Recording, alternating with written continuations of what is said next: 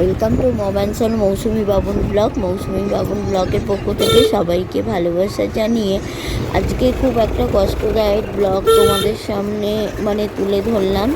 বাবুনের exam চলছে, যার জন্য আমি দুদিন যেতে পারি না। আমার বড় নন্দাই বড় ননদের বর মারা গেছেন, তার দুদিন আগে ঘাট শ্রাদ্ধ হয়েছে। আজকে ছিল আশপাত, আর সেই জন্য আজকে সানডে ছিল, আর সেই জন্যই আজকে বাবুনকে সঙ্গে নিয়ে আমি গেছিলাম। দাদা ওখানেই ছিল, দাদা গাড়ি ঠিক করে দিয়েছিল। তা আমি আর বাবুন এখন যাচ্ছি। সত্যি কথা বলতে কি, যে জামাইবাবু যে এত তাড়াতাড়ি চলে যাবেন আমি এটা কল্পনাও করতে পারি না, কারণ মানুষটা সুস্থ ছিল, হঠাৎ কি হয়ে গেল সেটা নিজেও বুঝতে পারছি না। কারণ দুদিন আগেও সে অনেক কিছুই কাজ করেছে, হঠাৎ স্ট্রোক হয়ে মারা গেল। আর আজকে দেখো, যেহেতু আসবাব ছিল সেই জন্য দেখো কি কি রান্না হয়েছে পরপর তোমাদের সামনে তুলে ধরছি। আর পরপর যেহেতু এটা ডাল, আর এটা পটল চিংড়ি, আর হচ্ছে এটা ডাল, ওটা হচ্ছে শুক্তো, আর এটা হচ্ছে শাকের ঘন্ট, আর এটা মাছের ঝাল। আর দেখো, আর এদিকে অনেকগুলোই জিনিস আছে। এইটাও মাছের ঝাল, আর সব চাপা দেওয়া ছিল বলে আমি কাছে যেতে পারি না, অনেকটা দূর থেকে দেখাচ্ছি। আর দেখো, ওখানে অনেক ঝুড়ি আলু ভাজা, পাঁপড় ভাজা, আর অনেক কিছু এখানে রয়েছে। আর এবারে আমি চলে এসেছি খাবারের পূর্তিতে। যদিও দেখানো উচিত নয়, তবুও ভাবলাম যে কি হয়েছে সেটা তোমাদের সামনে শেয়ার করি। দেখো, প্রথমে আলু ভাজা, তারপরে ভাত পড়ে গেছে, তারপর শুক্তো পড়ছে, আর পরপর প্রত্যেকটা পাতিতে দেওয়া হচ্ছে। শুক্তো পড়ে গেছে, আর তারপরে শুক্তোর পরে হচ্ছে ডাল, তারপরে পটল চিংড়ি, তারপরে এক এক করে সমস্ত কিছু দিয়ে যাচ্ছে। দেখো, এখানে পরপর সব দিয়ে যাচ্ছে। আমি পেছন গিয়ে দেখাচ্ছিলাম যে একটু ব্লগটা তুলবো বলে। তা এখানে দেখো প্রত্যেকের পাতে দেখাচ্ছি। এটা হচ্ছে শুক্তো, আর যেহেতু চেনা পরিচিত আছে ওই জন্য কিছু বলে না। তারপরেই দেখো শাকের ঘন্ট, সব কিছু দিয়ে যাচ্ছে পরপর। যেহেতু অনেক মানুষের আইটেম অনেকজন মানুষের খাবারের আয়োজন ছিল, সেই জন্য একটু তাড়াতাড়ি বসিয়ে দেওয়া হয়েছিল। আর দেখো পরপর সবাই বসে পড়েছে। আর এত খারাপ লাগছে সত্যিকারের বলতে। আমি বড় ননদের বাড়ি খুব একটা যাই না, আর আমি যে যা হয় না বাবুনের পড়ার চাপের জন্য যেতে পারি না। তা আমি ভেবেছিলাম যে এই সেকেন্ড টার্ম এক্সামটা হয়ে গেলে আমরা দুদিন গিয়ে ঘুরে আসবো। তা ভগবান এমনই একটা কাজ করিয়ে দিলেন যে সত্যিকারেরই খুব দুঃখদায়ক, কষ্টদায়ক। আর হঠাৎ যে উনি চলে যাবেন আমি এটা ভাবতেই পারি না, কারণ মানুষটা সুস্থ, নিজে ধান রুয়ে এসেছে, ধান ভাঙিয়ে নিয়ে এসেছে, বাড়ির যাবতীয় কাজ করেছে, করার পরেই হঠাৎ স্ট্রোক হয়ে যাওয়ার পরে নিয়ে যাওয়া হয়েছিল। এখানে ডাক্তারেরও কিছু গাফিলতি ছিল, সঠিকভাবে না করানোর ফলে মানুষটাকে চলে যেতে হলো। তা সত্যিকারের যদি চিকিৎসাটা ঠিক মতো হতো তাহলে কিন্তু এত বড় ক্ষতি হতো না।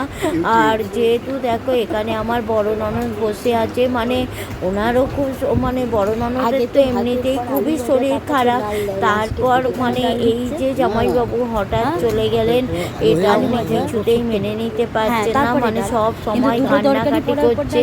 আর সত্যি কথা বলতে কি, ওই জন্যই বাবুনের কালকে অঙ্ক পরীক্ষা ছিল, তা সত্ত্বেও আমি গেলাম, কারণ বাবুনকে ওর বড় পিসি প্রচণ্ড ভালোবাসে। আর বাবুনকে দেখলে হয়তো একটু কষ্টটা লাঘব হবে, সেই জন্য আমি নিয়ে গিয়েছিলাম। তা আমি এবারে দেখো আমি একটু পার হতে যাচ্ছিলাম, আর ওদের ওখানে তো প্রচণ্ড বৃষ্টি হচ্ছিলো, একটা নালা কাটানো ছিল সেখানে পড়েই যাচ্ছিলাম। ভাগনা তো আমাকে ধরে নিল। আর এখানে দেখো আমার সব পুরো ফ্যামিলি, আমার দুটো মানে ভাসুর, দেওর, ভাসুরপো আর বাবুনকে তো তোমরা জানো, বাবুন ওখানে খেতে বসেছে। আর খাবে কি মানে বদমাইশি এত করছে, মানে এইটা আমার দেওর। আর হচ্ছে এখানে দেখো এটা আমার দেওর, মানে দেওরের ছেলে। ওরা লজ্জা পাচ্ছে যেহেতু ছবিটা নিয়ে এসেছি। এখানে আমার ভাসুর, বড় ভাসুর। আর যে এখানে প্রত্যেকটা মানুষের খাওয়া সময় মানে সামনে তুলে ধরলাম, মানে অনেক মানুষেরই খাবারের আয়োজন করা হয়েছিল। আর যাকে মানে দেখাবো যে মেন সে যে ভাগনাকে দেখাবো মানে। আর তো ওরা দুজন পুরো একা হয়ে গেল। আর আমাদের বাড়ি থেকে ওদের বাড়ির দূরত্বটাও অনেক দূর, যে মন চাইলে যে গেট দেখে চলে আসবো সেরকমও তো নয়, অনেকটাই দূর। তারপরে বাবুনের মানে এখন পরীক্ষা চলছে, যার জন্য খুবই অসুবিধার মধ্যে পড়ে গেছি। আর তবুও যতটুকু সম্ভব তোমাদেরকে দেখাবার চেষ্টা করছি। আর অবশ্যই তোমরা কমেন্ট করে একটু জানাবে যে কেমন আমার ভিডিওটা হলো, মানে কেমন আমি ছাড়লাম ব্লগটা। তোমরা যদি বলো তাহলে আমি এরকমভাবে আরও কিছু মানে তুলে ধরতে পারি। যদিও এটা মানে আঁশভাতের জিনিস করা উচিত নয়, কিন্তু তবুও আমি করলাম, করে তোমাদেরকে দেখালাম। আর এখানে দেখো আবার আমি চলে আসছি ঘুরে ঘুরে। এখানে যেহেতু বাবন মানে আমাকে ডাকলো, যার জন্য আমি চলে এলাম। আর এই আমার ভাগনা, মানে ভাগনা বলছে যে মাইমা এখন মানে এইটা ছবি তোলার সময় নয়, তবুও দাঁড়ালো, দাঁড়িয়ে ওকে মানে একটু দেখালাম বাবুন বলতে। তা এটাই ভাগনা। আর হচ্ছে এখানে বাবুন বললো যে দাদা তুমি একটু দাঁড়াও, তোমার একটু ছবিটা দেখাই। তা খুব খারাপ লাগছে জানো তো, মানে কিছু করার নেই।